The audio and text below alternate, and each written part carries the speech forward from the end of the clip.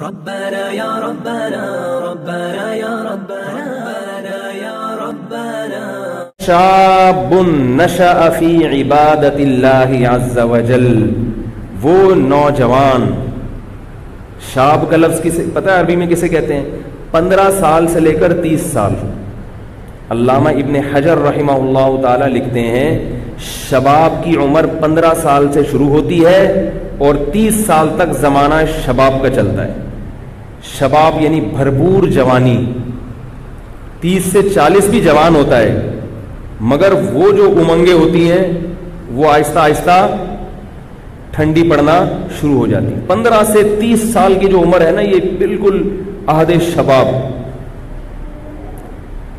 اس میں نبی نے فرمایا کہ جو نشأ فی عبادت اللہ، وہ اس کی جوانی جو پروان چڑھے وہ اللہ کی عبادت میں، یعنی اس عمر میں اللہ کی عبادت کرتا ہو۔ اس عمر میں واٹس ایپ پہ بیٹھنا آسان، فیس بک پہ گھنٹوں گھنٹوں لڑکیوں سے چیٹنگ کرنا آسان۔ میں نے بتایا تھا نا، فیس بک پہ کچھ لڑکے بیٹھے ہوئے تھے، ثنا نام کی کوئی آئی ڈی سے کوئی انٹر ہوا، سارے آگے ایک دم، جب دیکھا ثنا آئی ہے بھائی، تو غفور بھائی بھی، کلیم بھائی بھی، وسیم بھائی بھی، سب ایڈ ہو گئے، سب نے خیریت پوچھنا شروع کر دی اور سنائے، سارے جناب جنگل کی آگ کی طرح خبر پھیلی۔ کسی نے ثنا سے پوچھا کہ آپ کا پورا نام کیا ہے؟ اس نے کہا ثناء اللہ۔ ستار لیفٹ، غفور لیفٹ، وسیم لیفٹ، ایک ایک کر کے سارے کھسکنا شروع۔ تو یہ جو عمر ہے نا 15 سے 30 سال، اس میں شہوت سر پہ سوار ہوتی ہے، اس کے علاوہ کوئی کام کرنے کا دل نہیں چاہتا، ہر وقت بس یہی فلمیں، ڈرامے، انٹرنیٹ، لڑکیوں سے دوستیاں، چکر بازیاں۔ اور اگر کوئی ان گناہوں سے بچتا بھی ہے تو وہ لڑکوں سے دوستی لگا کے اسنوکر کلب میں بیٹھا ہوگا، سارا دن کرکٹ کے میچز دیکھتا رہے گا، تبصرے کرتا رہے گا، آج اس نے اتنے چھکے مارے، آج اس نے اتنے چوکے مارے۔ کیا نتیجہ ملے گا بھائی؟ اس نے چھکے مار کے قوم کو جتوا دیا، تو جیتنے کے بعد بھی آپ ویسے کے ویسے ہی۔ پاکستان اگر ہر ورلڈ کپ میں جیتا ہوتا تو بھی آج اتنی روٹیاں ہم کھا رہے ہوتے جتنی کھا رہے ہیں، اتنے ہی صبح پراٹھے کھاتے جتنے آج۔ اس سے کوئی عملی زندگی کا اس سے کوئی تعلق نہیں۔ تو خام خواہ کی چیزوں میں وقت کی بربادی، ایسے موقع پر اپنے آپ کو عبادت کے لیے فارغ کر لے اگر کوئی نوجوان، تو اللہ کو اس نوجوان پہ بہت پیار آتا ہے کہ بھرپور جوانی کا وقت جو یہ کرکٹ کے میچز میں ضائع کر سکتا تھا، فضول تبصروں میں برباد کر سکتا تھا، خام خواہ کی اسنوکر کلب میں اور ڈبو میں اور پان میں اور گٹکوں میں، دیکھو نا لڑکوں کو پوری رات گٹر کے ڈھکن پہ بیٹھے رہتے ہیں۔ چھٹی والے دن کیا ہوتا ہے؟ میں نے کچھ لڑکوں کو ایک دن پیر کی صبح کو دیکھا، اتوار کی صبح کو دیکھا کہ فجر میں آئے ہیں سارے لائن۔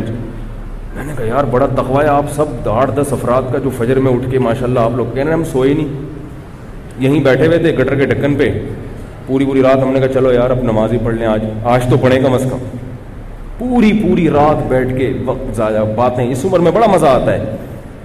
تو اس عمر میں اگر کوئی اللہ کی عبادت میں وقت گزار لے تو ظاہر ہے کہ اللہ اس کو زیادہ نوازتے ہیں۔ اور یہ بات یاد رکھو، جس نے ابتدائے جوانی میں قربانی دے دی دین کے لیے، کوئی گناہ چھوڑ دیا، بڑا گناہ، کسی سے عشق ہو گیا، اللہ کی خاطر اس معشوق سے تعلق کو ختم کر دیا، کوئی لت پڑ گئی بیہودہ فلمیں دیکھنے کی، یا اور کوئی غلط ایکٹیویٹیز میں پڑ گیا، خواہشات نفسانیہ کا غلام بن گیا، زنا میں پڑ گیا، اس عمر میں اگر اس نے توبہ کر لی اور توبہ پر قائم رہا تو ابتدائی عمر میں جو توبہ کرتا ہے صرف آخرت کا فائدہ نہیں ہوتا، اللہ اس کو دنیا میں بھی بہت نوازتے ہیں اور اس کو مقتدا اور رہبر بناتے ہیں۔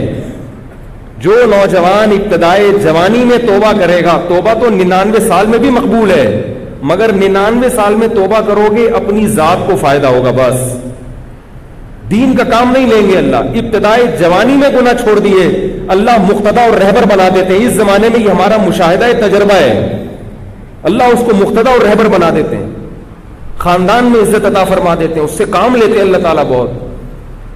تو اس لیے جوانی کی ابتدا میں ہی یو ٹرن لے لو، اس امید پہ توبہ کو مؤخر مت کرو کہ یار جب 40 کے ہو جائیں گے، جب 50 کے ہو جائیں گے، جب 60 کے ہو جائیں گے تب توبہ کریں گے، یہ حماقت اور بیوقوفی ہے۔ ابھی فائدہ ہے, اللہ عرش کے سائے میں جگہ دیں گے. اور اس لیے بھی کہ یہ بات خوب یاد رکھیں اچھی طرح کہ ابتدائے جوانی میں جیسے گناہ کا جوش بہت زیادہ ہوتا ہے, توبہ کا جذبہ بھی بہت زیادہ ہوتا ہے. میں اس کی ایک مثال دیتا ہوں, نئی گاڑی کی اور پرانی گاڑی کی. دیکھو نئی گاڑی کا ایکسیلریٹر کتنا زبردست ہوتا ہے نا, ذرا سا پاؤں آپ نے ایکسیلریٹر پہ رکھا اور گاڑی زو کر کے بھاگی. نہیں آ رہی سمجھ میں میرا خیال ہے. او بھائی کبھی نئی گاڑی کیوں چلایا ہے, بیٹھے ہو کبھی, رینٹ پہ لے کر آؤ اور ایک دفعہ ٹرائی کر کے دیکھو. اس کے ایکسیلریٹر پہ آپ ذرا سا پاؤں رکھو گے گاڑی زو کر کے اٹھتی ہے کہ نہیں اٹھتی. لیکن بریکیں بھی اسی حساب سے مضبوط, بریک پہ ذرا سا اشارہ کیا وہیں جام ہو جاتی ہے. جتنی بھاگنے کی اسپیڈ ہے نا اس کی, رکنے کی رفتار بھی اسی حساب سے. نئی گاڑی کے بریک شو اتنے مضبوط ہوتے ہیں کہ آپ نے اگر بریک پر مکمل پاؤں رکھا گاڑی کلاوازیاں کھا کے گر جائے گی مگر وہیں اسٹاپ ہو جائے گی, وہیں رک جائے گی. وہ جوان آدمی کی مثال بالکل ایسے ہے. اس کے دل میں گناہوں کی جو امنگیں ہوتی ہیں, بدنظری کا دل چاہتا ہے, اس کا کوئی عورت جا رہی ہے دل چاہے گا اب جا کے پکڑ لوں اس کو میں, اسی کے ساتھ رکشے میں بیٹھ کے ایڈریس بتاتے بتاتے گھر تک پہنچ جاتے ہیں اسے.